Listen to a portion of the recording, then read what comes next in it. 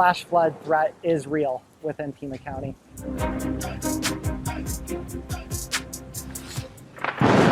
The fire activity was very aggressive. Those guys did what they could. They saved a lot of houses. The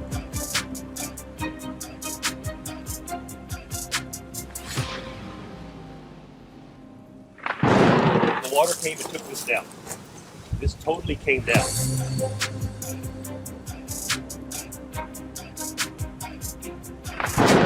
If you're in Tucson, everybody loves the sense of that storm. I'm Cuyler Diggs, standing here in front of the majestic San Javier Mission, built alongside the once flowing mighty Santa Cruz River. Of course, nowadays, the Santa Cruz only flows a few times a year. This is Monsoon 2022. I'm meteorologist April Madison. Sabino Creek is a popular destination for hikers year-round. The winter snowmelt, the dramatic monsoon rains, it brings this entire area to life. This is Monsoon 2022. I'm meteorologist Brennan. Gates Pass provides a spectacular overlook of the Sonoran Desert. From here, you can see Mother Nature putting on quite the show during summer storms. This is Monsoon 2022.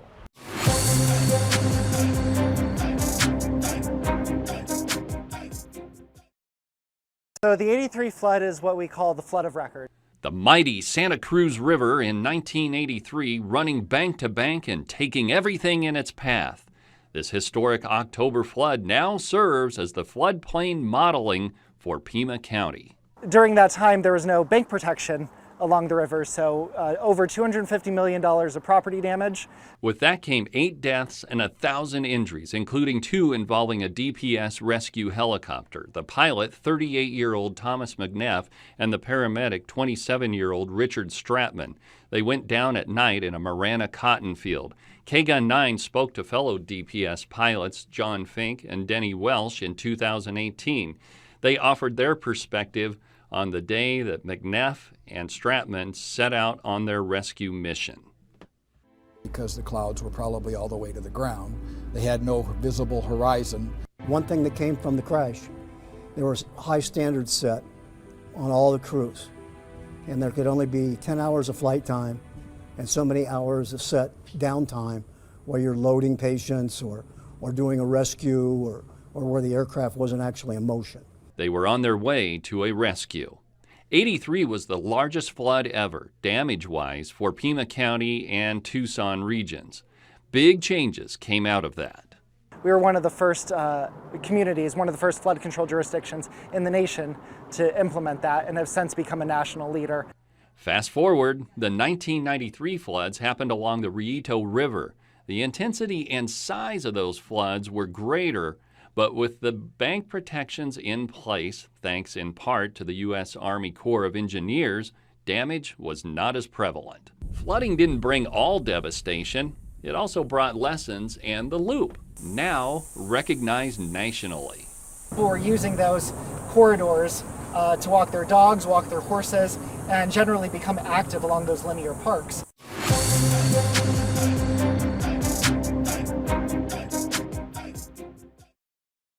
It's storms like these that Arizonans love. If you're in Tucson, everybody loves the sense of that storm. But not everyone can capture them like this. My go-to lens is generally my 50mm lens, which is... Lauren Bailey is the artist behind so many of the shots that show the beauty of the storm, sometimes taking 6,000 photos in a day with her multitude of cameras. But I have one mission, and that's just to come home with one extraordinary shot. Doesn't necessarily have to go viral, but it has to be the summation of all of my effort put into a hard day of chasing. Bailey is one of the many storm chasers that call southern Arizona home. While most look forward to the rain, chasers look for that, but also the bolts and the cloud formations that tend to come with them. Once you catch the first storm, and it's as spectacular as you hear about it or you've seen in pictures, you're hooked. There's just no going back. I came down from Washington State and I didn't really know there was storm chasing here. And one day I saw some pictures online and I was like, what? They do that here? And I knew right then and there I had to be a part of it. Donna Ruthroff, another one born to chase, captured history. This picture showing the moment the bolt of lightning struck that sparked the Bighorn fire. The bolts were like so big, and the rain was coming down, and it was such an amazing sight to see. And then you saw that bolt, and at the time I didn't know which bolt it was, but going back, I did catch the bolt that started it. Instances like this show the danger of the storms. Oftentimes, the chasers will keep a lookout for each other in the field, but they'll also share in the joys of monsoon together. Every time you go out, you're just hoping that this is the storm that will last till sunset, and you'll get the rainbows and the sunset and the bolts. And when that happens, it just feels like you're living in this amazing dream, and it seems it's the most amazing thing to witness Mother Nature coming alive and putting on a little show for you. You really do become one with the desert when you experience the monsoon, and I just absolutely love sharing that with people through my photography and videography. And while monsoon doesn't officially start until June 15th, the chasers say they'll be ready for whenever they come. Reporting in Tucson, Greg Bradbury, KGUN 9, on your side.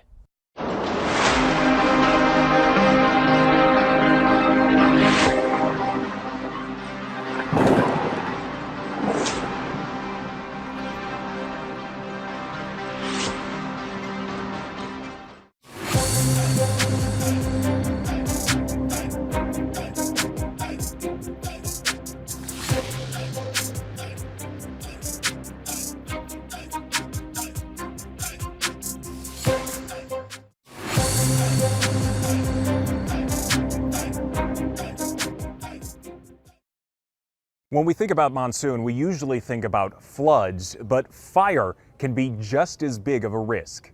Typically during monsoon season is when we start to see a decrease in our fire activity. The precipitation, the somewhat cooler temperatures, and that increase in humidity. But if we don't have any of that, then that's just going to prolong our fire season. When monsoon storms pop up but don't drop any rain, dry lightning can suddenly spark a fire. We saw that in 2020 when the Bighorn fire erupted in the Santa Catalinas. It was a very dry year, kind of at the beginning of the monsoon season. Brian Robinson remembers it clearly. He was part of Northwest Fire District's medical response team on the front lines of the fire as it burned nearly 120,000 acres. And just the fire activity was very aggressive.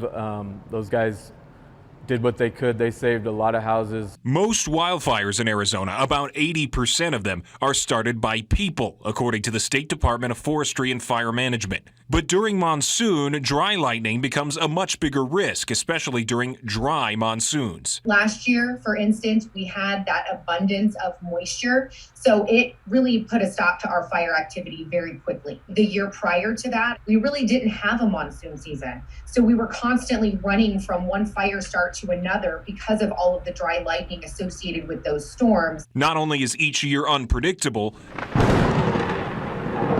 so is each storm. The outflows on those things can be really erratic, 60 miles an hour plus I've experienced. Blows that fire everywhere, causing spot fires. Containment lines are compromised, and it can be a very bad situation, and you just come back in when things blow over and try and pick up the pieces, and might have to come up with plan B. Like everyone else in southern Arizona, firefighters need to be ready for the weather to change abruptly. In the past, Robinson has had to call his crews off of fire lines as they were buzzed by lightning strikes. For me, it was just a gut feeling, knowing what I'm looking for, listening to weather reports, those kinds of things, and just paying attention to what's going on around me. Not all dry lightning fires are a problem. In remote areas, they can take out overgrown fuels before burning out on their own.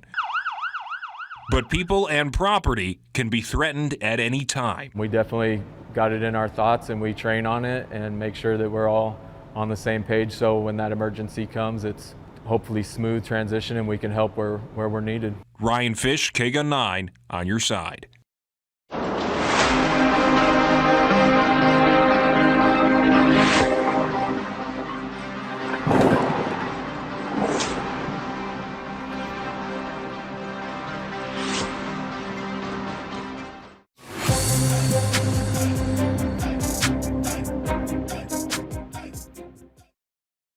A sunny and seemingly perfect day can entice many to hit the trails, but come monsoon season, a simple hike can turn dangerous. You can't set out for Tanque Verde Falls without passing this sign, a warning about the dangers of this beautiful hiking hotspot. Tanque Verde Falls is a very popular area between the Sheriff's Department Search and Rescue and Rural Metro.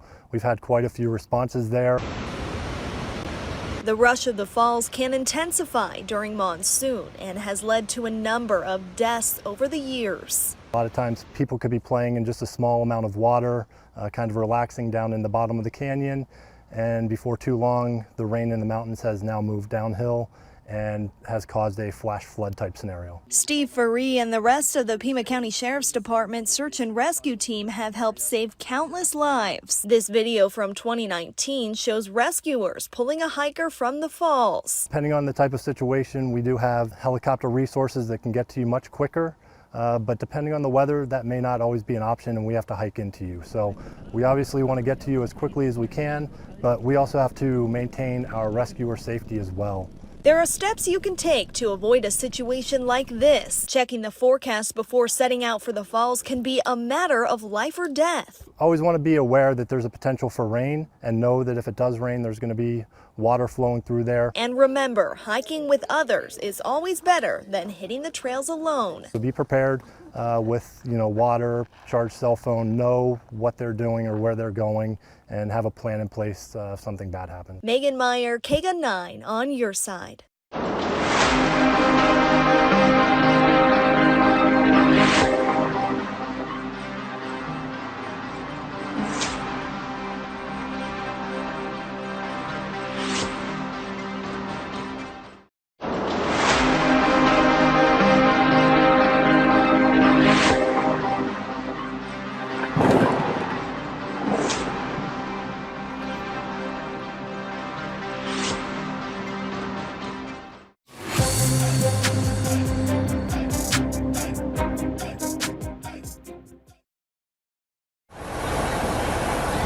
When flooding starts, this is the scene fire departments want to avoid. Last season was the busiest rescue season we had.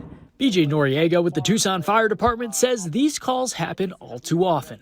From July 1st to August 16th last year, the Tucson, Northwest, and Golder Ranch Fire Departments responded to 98 calls for swiftwater rescues or stranded vehicles.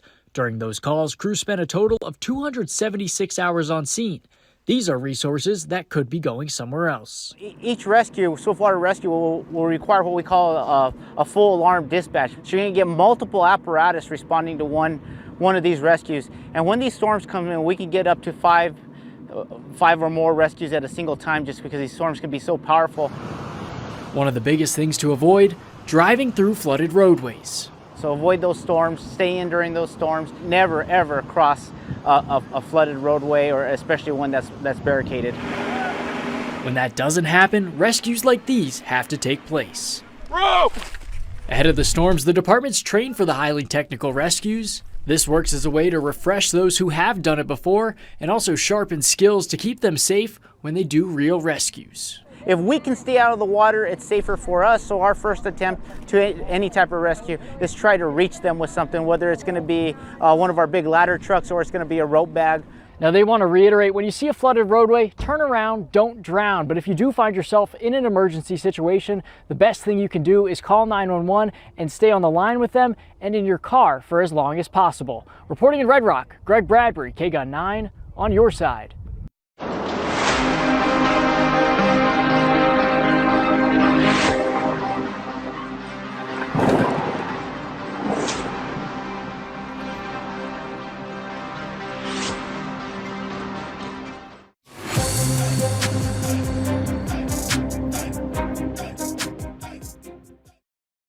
This house always has sandbags stacked up and ready to go. Replacing them, refilling them, getting new ones. Owner Gilbert Castillo says it was just a few months after moving in when the 2010 monsoon hit his property hard. This wall came up. Totally, the water came and took this down. This totally came down. Castillo knew the 49er Country Club area sits along the Tanque Verde Creek and that he was in a flood zone. But I didn't realize it was the lowest spot pretty much here in 49ers. Rushing water trapped him inside his new house for hours. He shared pictures of the mud and debris, saying the damage was estimated at around $60,000. Walls came down, my fencing came down outside in the back. Pool got filled with mud, but nothing outside the house is covered with a flood insurance policy. Monsoon has always caused varying levels of flooding throughout the Tucson area. There was sand actually made available in the parking lot of High Corbett Field, and so people were filling bags of sand and taking it to their places. Some of the more troublesome spots have even seen some improvements in recent years. The Palo Verde neighborhood struggled for years with monsoon flooding, but neighbors in this area say that this drainage basin is doing its job, keeping the water off the roadways. But parts of the 49er area continue to lie in a FEMA flood zone. The Pima County Regional Flood Control District says flood insurance is recommended, even for the homes just outside where insurance is mandatory. Found out the hard way how much it didn't cover. Despite the risks, Castillo says he still can't help looking forward to monsoon every year. My trees here 2 years ago that were dying out here just from lack of water, so we do need it. We do realize it. So yeah, I still look forward to it, but we're always, any heavy rainstorm, we get a little bit apprehensive. Brian Brennan, K-Gun 9 on your side.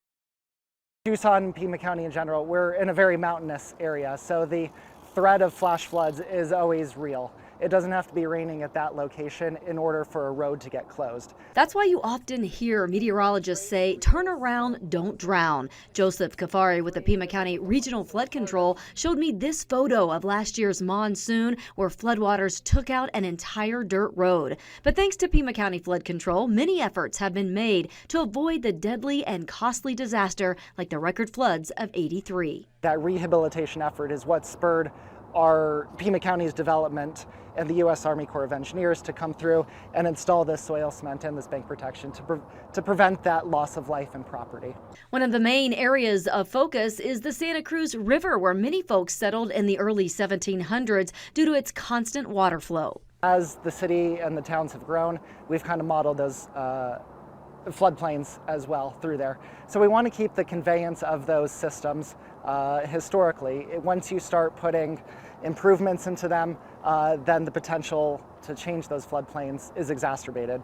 And sometimes even natural disasters can cause those changes, like wildfires. So we had the charred vegetation, the burns, the soils the water doesn't infiltrate that soil. It becomes hydrophobic, scared of water, essentially. Right. And so those upper watershed changes kind of makes an X factor of what happens within that watershed basin. That's why Pima County wants to catch as much of that rainwater as it runs through our waterways and contain it in the groundwater basin. This bridge signifies the three hearts of the river because it's literally the merging point of the CDO Wash, the Santa Cruz River, and the Rillito.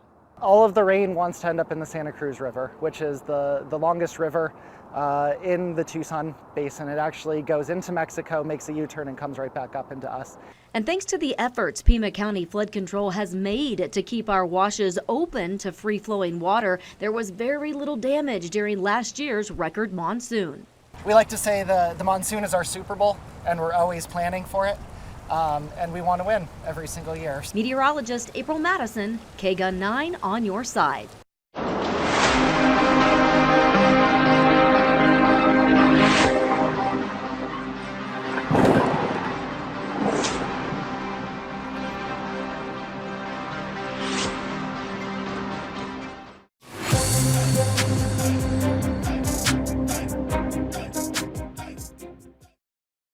Monsoon is something many in southern Arizona look forward to every year, not just because of the impressive storms, but what comes after them. It's pretty glorious.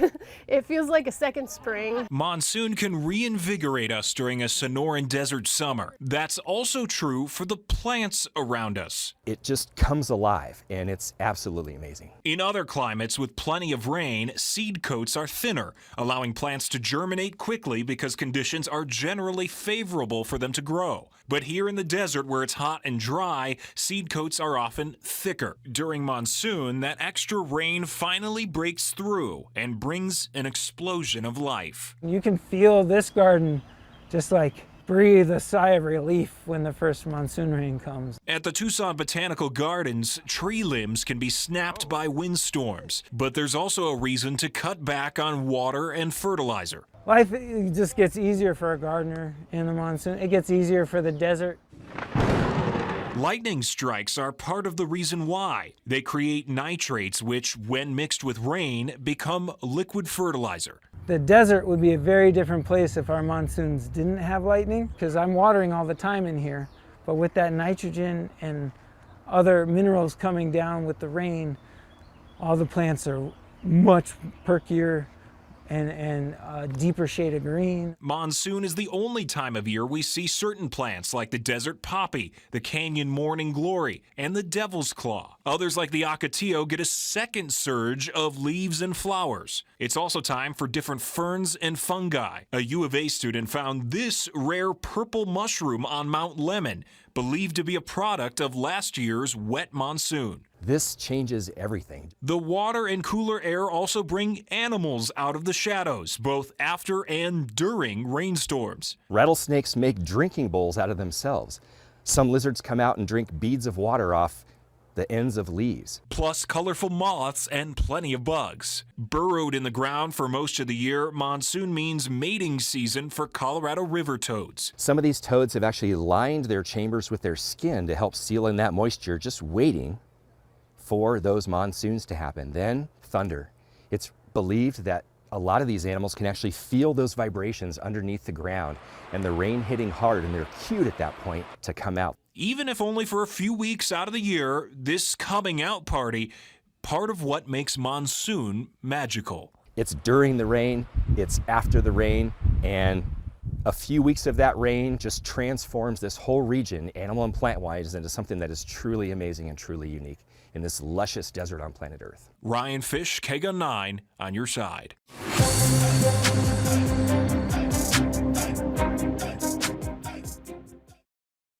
Just like the mountains and the desert, flash flooding is part of the landscape in southern Arizona. For a couple of years, Pima County was the 8th deadliest county in the nation when it came to flash flood related deaths.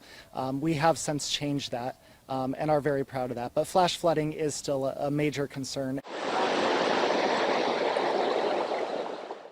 Pima County Regional Flood Control District spokesperson Joseph Kafari says there's a few things you can do to protect yourself before monsoon starts.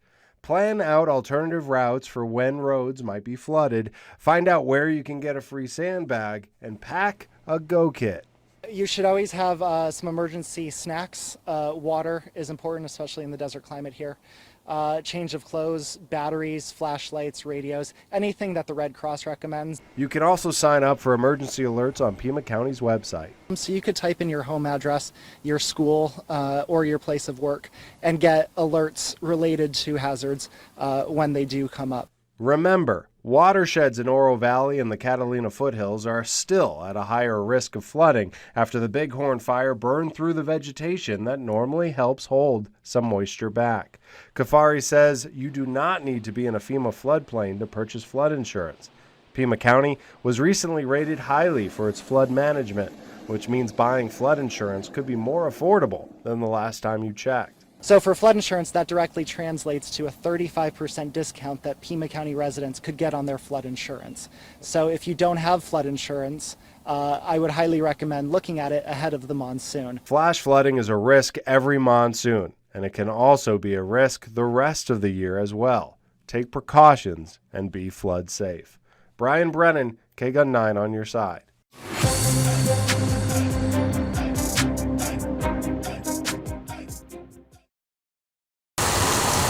It can happen in a matter of minutes. Floods often follow when monsoon rolls through southern Arizona. Flash flood threat is real within Pima County. The threat is even bigger for parts of the county impacted by wildfire. When we experience such erratic and active fire behavior, it can basically just moonscape the area, meaning there's nothing left. There's no vegetation, there's no trees. The fire just really burned down to that mineral soil. So when we get those intense rains like we see during monsoon season, there isn't anything to stop that rainfall from coming down the hillside. The Pima Wash could be hit hard as a result of the Bighorn fire. If it were to flood here near Ina and First, the Pima County Regional Flood Control District predicts there could be up to $6 million in damages. What we were concerned about and what our models showed that if trees and vegetation were to dam up a culvert underneath the roadway, we would see a big overtopping of the Pima Wash banks. Nearly a year ago, crews got to work. We did some channel capacity improvements. We installed a 5 to 10 foot berm and really to contain those waters if an overtopping were to occur. Sediment was also removed from the bottom of the wash to encourage proper water flow. The project was funded by a federal grant in response to the Bighorn fire. Pima County is literally a national leader when it comes to floodplain management. We are one of the highest rated communities in the nation, top 1%. And it won't be long until the county's hard work is finally put to the test. We're waiting for this monsoon season to see how our improvements benefit this area. Megan Meyer, KGUN 9 on your side.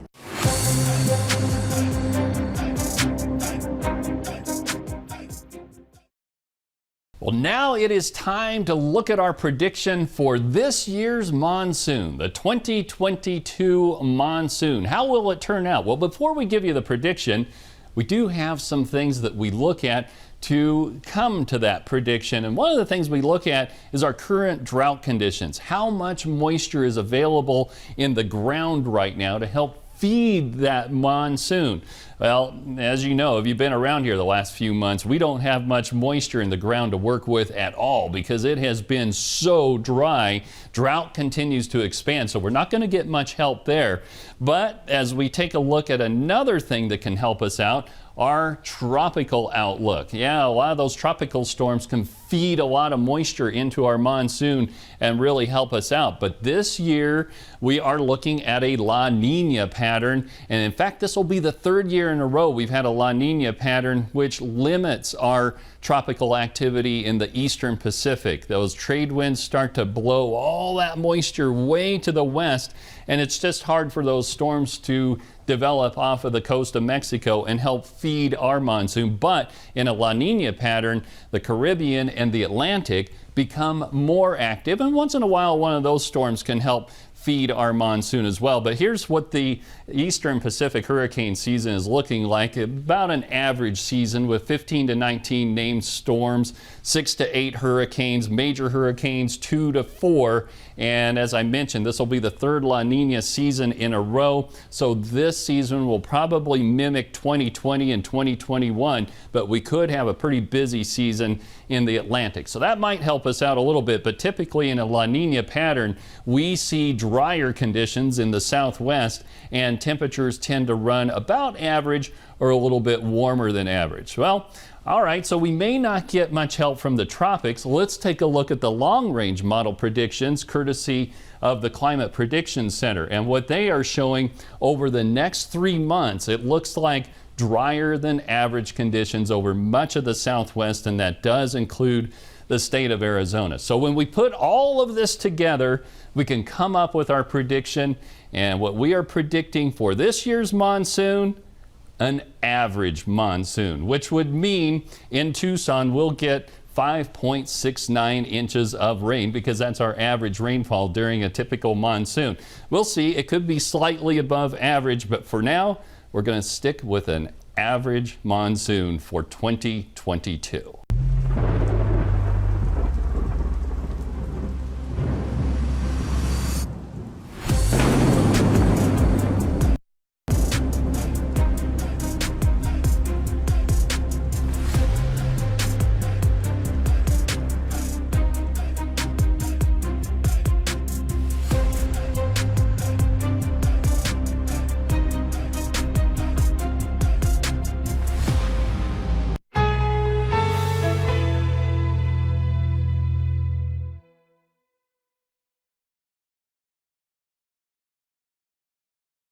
Hello.